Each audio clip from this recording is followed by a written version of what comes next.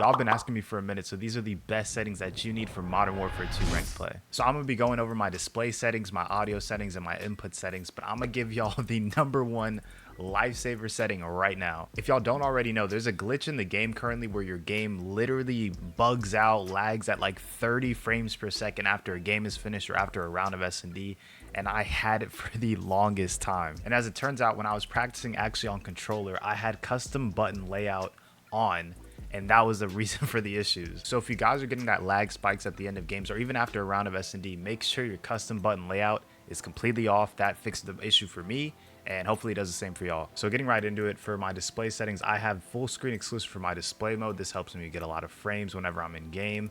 Making sure that your monitor is to the correct monitor that you have it set on. So for this one, this is my first monitor. I do have two monitors, but this is my 1440p monitor and the other one is my 1080p monitor, so I have it on 1440p. Big one right here, make sure your display adapter is on the correct graphics card. I have a 3080 Ti. My other one, I do have a 750 Intel graphics card, mainly for the other monitor, but for this one, I gotta make sure it's on my 3080 Ti. My 1440p monitor is also 144 Hz, so that's what my refresh rate is at. Obviously 1440p, as I mentioned. Make sure your dynamic resolution is off. For your aspect ratio, have it on automatic, VSync and VSync on gameplay and menus, and make sure both of those are off. For custom frame rate, I actually have mine on custom now. I feel like for the longest time I've had mine on unlimited, but before I got my PC optimized, or when I did get it optimized, they just said to put it on custom. So 300, 60 while I'm in the main menu and 30 while I'm out of focus. So whenever I alt tab out of the game, it's usually going to be on 30. My display gamma is on 2.2 because I'm on a monitor. My brightness is on 56, a little bit high, but I like my game pretty bright, and I actually have filters on my game, so that's why. And make sure your HDR, your high dynamic range, is off. For my quality settings, it's on custom because really whenever you change any of these buttons, it's gonna change to custom, so that really doesn't mean much. My render resolution is on 100 for 1440p. With upscaling and sharpening, oddly enough, I feel like this has been a thing since probably last year, but Fidelity Cast, especially in Vanguard, helped out frames a lot. Most people you see that have Fidelity Cast, and it's usually on 100% strength, so that's what I recommend leaving it on. So for anti-aliasing, for the longest time, I was actually off of Filmic, but whenever I started playing the game, it actually got a lot more grainier and a lot more dots were popping up on my screen for certain surfaces. So for me, I just kind of sacrificed the frames and went to Filmic, and believe me, it is a game changer. It looks a lot better, and to be honest, you're not really missing out on too many frames. But to help counteract that and help the frames a little bit, I have my anti-aliasing quality on low with the video memory scale up to 90. Now there's a lot of textures and detail quality settings, so I'm just going to go through them really quick. Texture resolution very low. Texture filter anthroposcopic normal. Nearby and distant level of detail both on high. Clutter draw distance on short.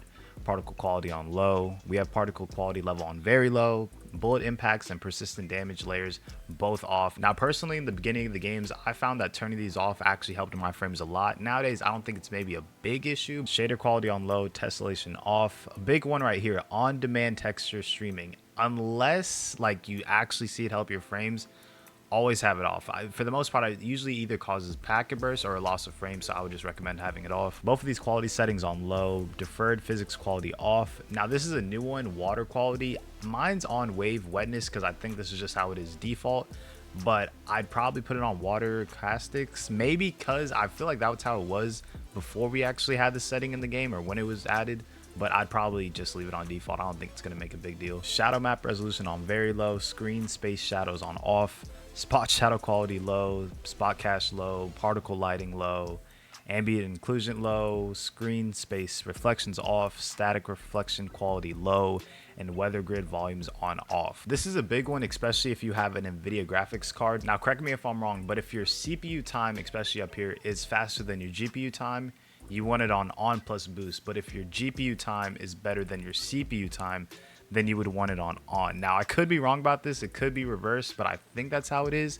So I have mine on plus boost because my CPU time is faster than my GPU time. If you have depth of field or either of these motion blurs on, turn them off. Like I'm not even kidding, turn them off right now. It's just going to cause unnecessary blurriness throughout the game, especially when we're trying to check a lot of targets that are moving pretty fast.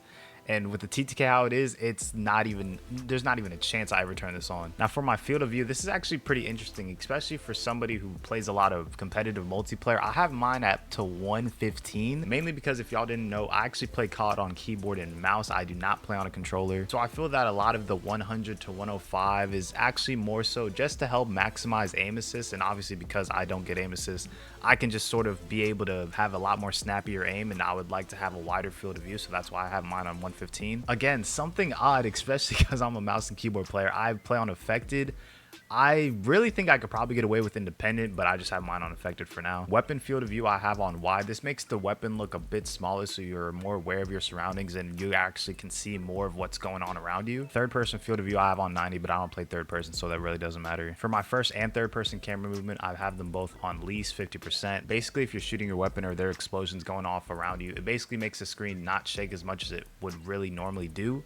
So I would recommend putting it on least. And again, these two really don't matter. Third person ADS, game perspective on default spectator camera. For my audio settings, these are really the main four that you really got to look after. I have my audio mix on headphone based boost. I did have mine on PC at the beginning of the year, but somehow, someway, I feel like headphone based boost kind of got like a little buff, so that's why I use it. Master volume on 90, but these are my other sort of volumes throughout the gameplay. So dialogue on 20, 100 for the FX, and 10 on like voice chat volume. Now the reason I have my volume actually up pretty high is because I actually have this thing called a sound lock on my PC, basically where you can set a limit on your master volume, so whatever volume you have, it can't exceed past that master volume. So I have my volumes on the game pretty high, but especially because I have a limit on my master volume, I'll be able to hear probably the max I could have for my footsteps without having the gun or the explosion sounds really loud. Or you can have sound equalization, that works just as well. Now real quick, I'll go over my mouse and keyboard settings. For the most part, I really don't have anything major. My mouse sensitivity is on 3.